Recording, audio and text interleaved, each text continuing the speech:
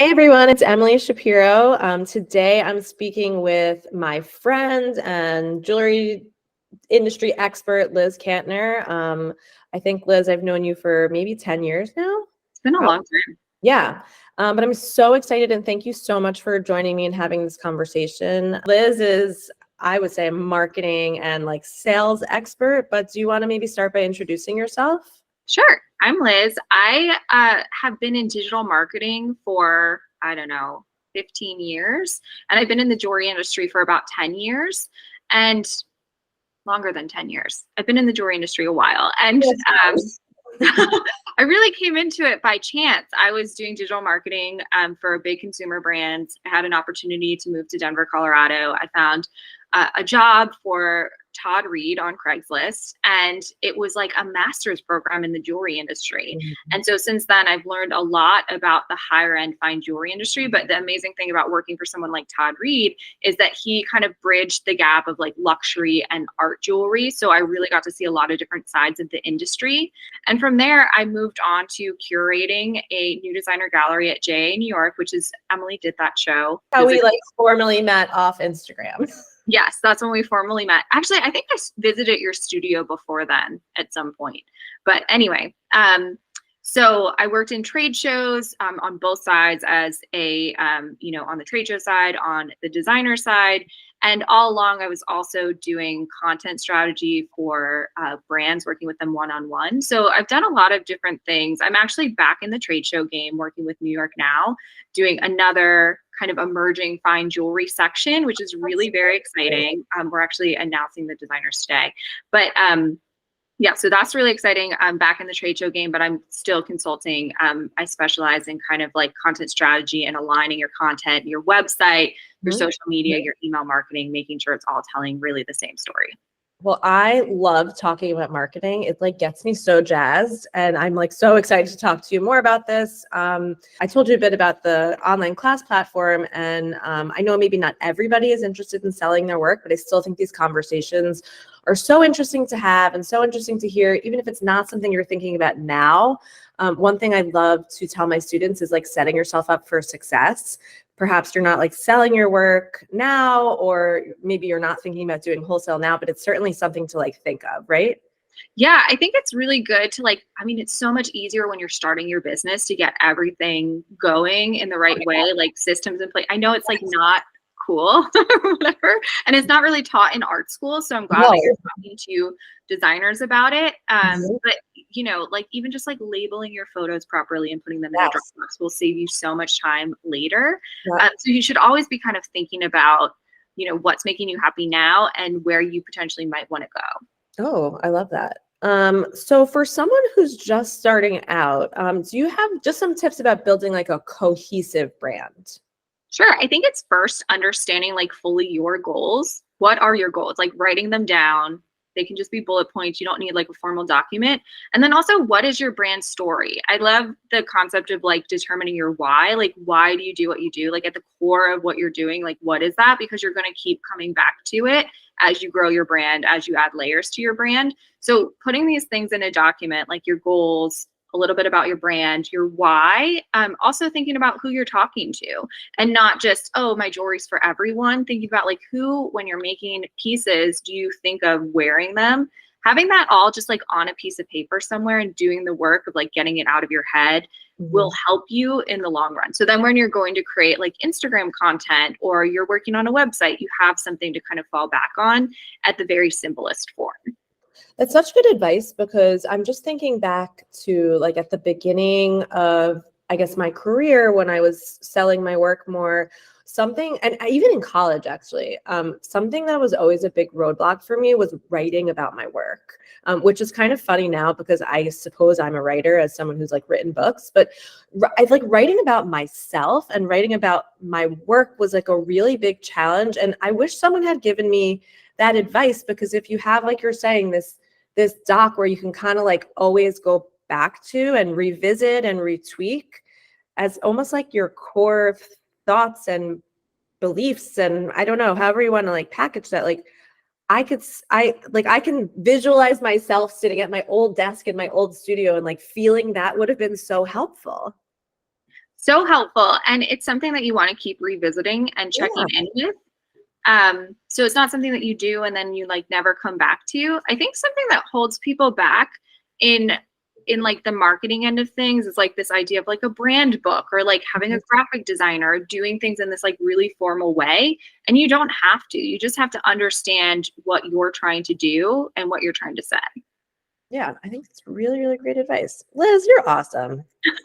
I really appreciate artists and makers. Like, I'm not someone who wants to go in and work with like a big multi-million dollar business because I think there's so many beautiful small businesses that can like focus on their community and get to where they want to go and not continue to grow. Like, we don't all have to continue to grow. We can find a really happy place just doing what we like to do. That's also really great advice because I think that, and I've talked with several people about this over the years, like success looks different for everybody. And I think that's something that's really important to keep in mind, like, especially in today's world when like all of these things are put in front of us, right? Whether it's Instagram or like all the different social medias, like it's it's really hard not to be envious of someone else, whether it's, I mean, I'm talking all across the board, but let's keep it in a business, right? Not to be envious of, oh my God, this designer has all these really cool stores. This designer is making all this really cool stuff. It looks like they're, doing XYZ. And like, you don't have to have like you don't have to have exactly that to be successful. You don't even have to be doing this full time to be successful. I think that's really, really important. Like it can be just like it comes in all different shapes and sizes. So true. And I think that's one of the issues with some of the programs out there. And what I love about yours and what you're doing is it's like very much like you do your business your own way. And that's what I try to present when I consult designers as well, because there's a lot of programs out there that's like, if you do these things, you Yeah. will find success or you will grow Yeah. your business. And that's not That's true, not- especially for artists and makers, yeah. especially. And I think that, you don't have to do the trade show and you don't have to, boost your post or even have a formal website. You don't need to do that. So there's a lot of different ways to think about it. And a lot of the stuff you're seeing on Instagram is smoke and mirrors. 100%. Yeah. 100%. So I want, just because you brought up trade shows, and it's really exciting that you're involved with New York Now. That was actually the first trade show that I ever did. So I'd love to, for anyone curious about trade shows, I mean, it's like the landscape has certainly changed a lot, but what's something that like you love about trade shows? Yeah, give us your elevator pitch on New York Now, I guess. Well, I think that what I'm doing with New York Now is really exciting because it's an emerging fine jewelry incubator, which New York Now has never seen anything like that before. So I think that's exciting because when you're looking at when you have a fine jewelry collection, where you can get in and start moving forward, there aren't a ton of opportunities. Yep. So I think that that's something that's really exciting about it, because there is like a cost involved with trade shows that can be prohibitive. So this is a really great turnkey style booth. I love to offer a turnkey style booth so you don't have to like order all the things and you can. Yeah, that's what we did in JA, and it was so helpful to just like show up and your case is there, and it's a lot to think of your display and how you get it there, and I think that's really great. Trade shows are a lot. I think that it's interesting kind of coming out of the pandemic where we were like so focused on direct to consumer and a lot of brands really thrived during that time. But looking at this year, we're kind of circling back to, oh, well, now people are wanting to see stuff in stores. People are wanting to see stuff in person again. So trade shows are important if you're looking to have a wholesale business. And you can think about it a lot of different ways. It doesn't mean you have to do, the biggest trade show and have the biggest booth, or, you can think about it in a way that fits your business and fits your budget and all of that. And I also think if you're thinking about doing a trade show, you need to do the work in advance. So I would never say like, oh, you haven't thought about wholesale once at all. Yes, sign up for this trade show. I would say, think about wholesale, put like a year of prospecting in at least where you're reaching stores, you have your prospect list, you're even walking into stores, you have your line sheet ready, like you're ready to go with the whole concept of wholesale, and then do a trade show and the results will be a lot different for you. But like with all things in marketing recently and in the past, like maybe 5 years, you have to be really consistent. So thinking about what shows to do, talking to other designers who've done them, talking to the show staff, walking the show, again, doing all of that homework, you'll have Yeah. a much more successful experience. Yeah, I remember when I did my first show, one of my exhibiting neighbors told me like, oh, someone needs to, like, sometimes it takes 3 shows for someone to buy your work. And I was like, 3 shows? Like, that's so much money. And I remember feeling like really angry about that. Like, it's just like, I felt like it was like my right to be there and people should order. But to be honest, it really was true. Like, I remember on my 3rd show really feeling a turning point of people were more familiar with my work. And I'm not saying that will work out for everybody, but another piece of advice someone once gave me was you have to think of a trade show as a marketing expense, not sales. Obviously, we all want sales, and we all want sales on those 3 days or 4 days that a trade show is. But in the end, it really is a marketing expense, and you have to keep that in mind because it's all a piece of the puzzle. And it's good to think about it from the retailer's perspective as well. Like, they're not going to walk into a trade show and be like, oh, I just discovered this brand who's in no other stores and is Yeah. doing the first ever trade show. They Yeah. need to also trust that you're going to stick around, that you're going to Yes. fulfill orders and all of those things. So I think understanding that perspective as well is really important. Yes. I think also, especially now, I've heard actually from a handful of my retailers that are like, this person's not wholesaling anymore. This person's not wholesaling anymore. I've had people reach out to me like, do you have any recommendations for designers that you love who are wholesaling? So I think like actually now it's kind of maybe a good time to get into that as other people have gotten out of it. But yeah, I think the tides are turning again. yeah, it's always turning. I mean, Always it's turning. You guys are nimble. it's never, but going back to what we said a while ago with what you were saying, other programs, how it's like not one plan, it like works for everybody. And you really do have to diversify.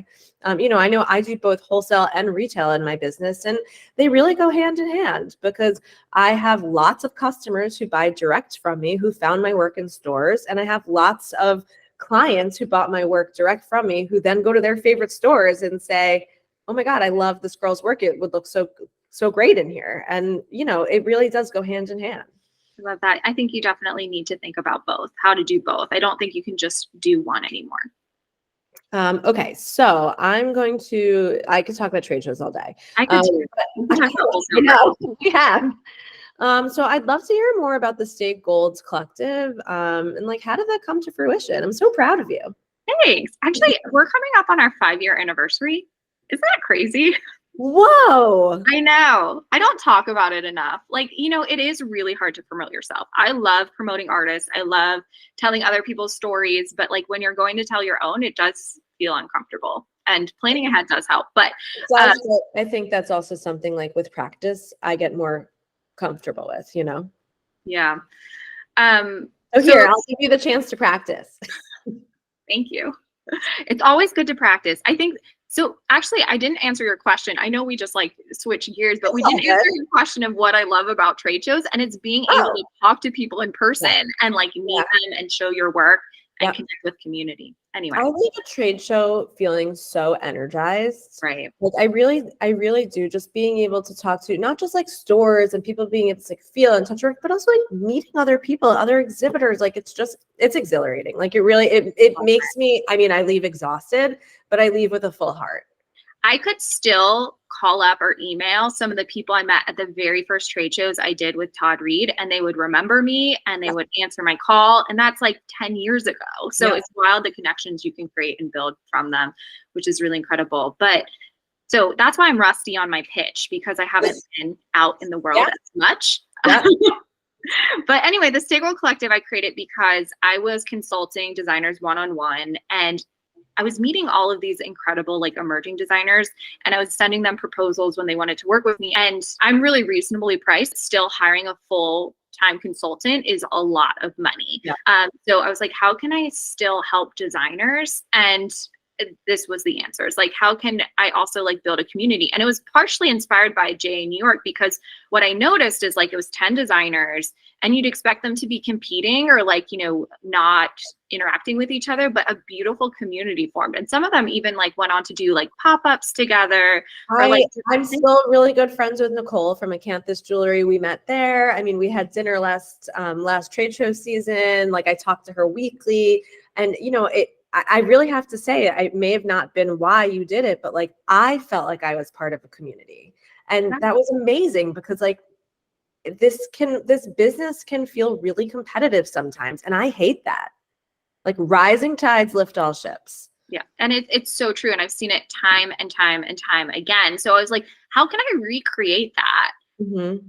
And so I created the Stakehold Collective, and it's really grown, like both in like the number of people, but also, the amount of content I'm able to put into it. So like when you join, you get the past 5 years of content and you'll see kind of how it's evolved. But it's like a total catalog. Like you can search something and find a video about kind of anything in the sales and marketing realm. And I've even gone outside into like legal advice and like operations and like all kinds of different chats, bringing in experts and things like that. And at the end of the day, it's a community. Somebody will message me on the platform and say, hey, like, can you see what gold chain suppliers people are using? And we'll get all of the answers back. And so it's a nice place to, chat with other designers in a really like beautiful way. We're like doing every quarter, we do a like happy hour where we like just get on Zoom and chat for a couple hours, like not record it, like people just like connect and do things. And there's actually been groups created within the group of like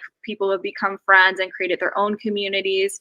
So it's a really, really powerful thing. And there's not much like this on the marketplace, like, or people cultivating things like this. Mm-hmm. I love that so much. Yeah, that's so great.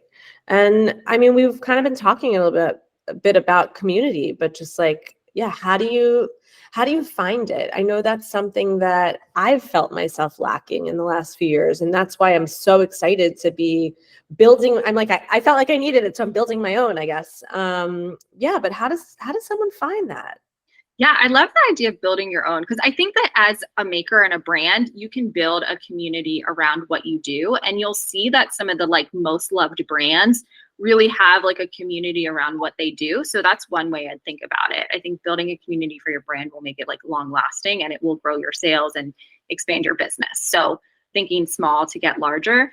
But also, I think just don't be afraid to reach out to other designers, because, I've really have been lucky in 5 years, never had a bad experience with a designer in my community, in the Stakehold Collective. So I think that that's one thing.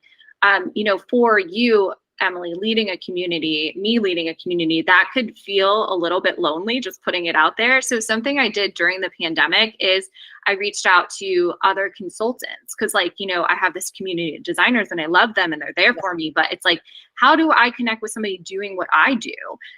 So some of that has led to really great opportunities. Like, for example, the project I'm doing with New York Now, I'm working with Robin Kramer, who I love Robin so much. I knew her before the pandemic, but we set up weekly phone calls during it and like after, because like it's hard when you guys are going to be so great together. I love Robin. She is really awesome. good. Yeah. It's like really killer what New York Now is doing. But the other thing that I did is I connected with Larissa Werstiak, who runs Joy Marketing, and we actually, from our conversation, set up a podcast. So we've had a podcast called Success with Jewelry. We've been putting out weekly episodes for the past like year and a half. And so, just by connecting with people who are also consultants who would be considered maybe competitors, I've been able to do really cool stuff. That is so awesome. That's really, really great advice. Okay, I have one more question and then I'm going to let you go. And I kind of hate asking this question a little bit, but you're also a mom. I'm a mom. I hate this question. It's like, how do you find your balance? But like, is that a thing? I don't. Yeah, right. Okay. Thank you for your honesty. I don't know what I'm doing this week, especially. Grandma and Pop-Up are out of town. We're not in preschool yet. My kid is 2.5, and I don't know what I'm doing. Like, I'm barely getting by. The pivot, like the going from a meeting and then I'm going to jump off and be with him for 3 hours and then jump on a Zoom, that like mindset switch, I have always had trouble with. And it's like I set up my life weird where it's like back and forth. I work from home. Like, you know, it's hard when you don't have like a solid block of time to focus. So mostly like as soon as he goes to bed, I get back on my computer and I do the work that I couldn't mentally do during the day. So I have no balance. I work and I'm with my kid and I usually forget to eat. One, I really appreciate your honesty because I think a lot of people would have just sugar-coated that.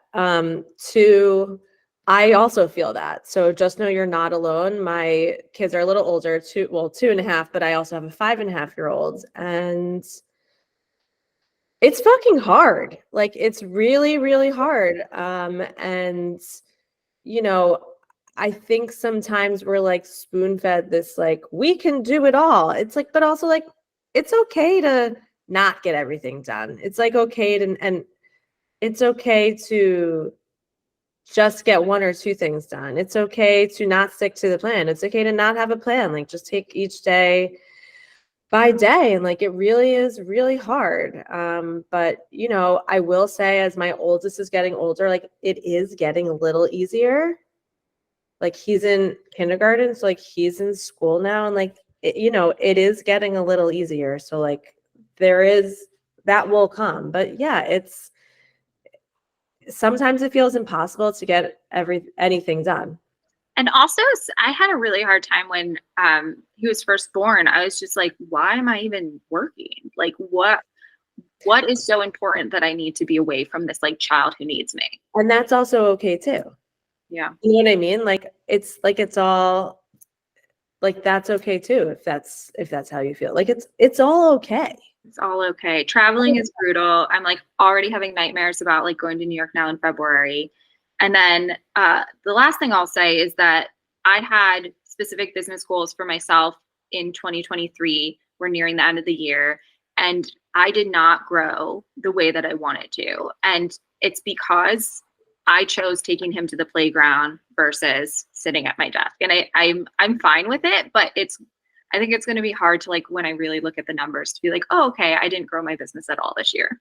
I also think that it's okay for goals to change. You know what I mean? It's you can't quantify the quality time you were able to spend with your son. And like, man, there's nothing like mom guilt. Like, and I think you can apply that, but it's like I feel like every day I'm feeling guilty about not doing enough with my kids. I'm feeling guilty that, you know, they're having freaking frozen dino nuggets again. I'm feeling guilty that I feel like I'm not doing enough at work, that I'm late to this, I'm late to that. It's like there's nothing like the guilt, but you are your own worst enemy there. You know, I like my therapist always says, talk to yourself in your best friend's voice. Like you're saying this to me, although you seem pretty grounded all about it. Like, I don't know if that's really how you feel, but it's easy for me to say to you, like, oh my God, you're doing amazing. Because you are. And I think like we all need to like constantly practice like speaking to ourselves how we would say to our best friend. It's just so much easier said than done. Oh my God, so much. And by the way, I'm saying this to you as if I'm a master at it. I am incredibly hard on myself. I will not say I'm not. I am every single day, I'm incredibly hard on myself. And what I find is most moms are. And I think most people are. Most people are. I feel like it's such a cliche, but like there's a season for everything, you know? Really. There's a season for everything. And I'm really proud of you. And I'm proud of you too. Yeah, thank you. But no, I really am. It's like so cool to watch you grown to when we first met 10 years ago at JA and all that you do for the community. And it's awesome. And you know, this like little boy you're raising too. It's awesome. It really is. Thanks. It's wild. It's been kind of a wild ride. Yeah. And it'll continue to be so. Yeah. It's fun. Kids are fun. Kids are nuts. Nuts. Yeah. Well, anyway, thank you so much, Liz. This was so fun. I love any opportunity to catch up with you. You really are a special human, and I really appreciate you. Thanks. I appreciate you too. And congrats on what you're doing. This is really fun.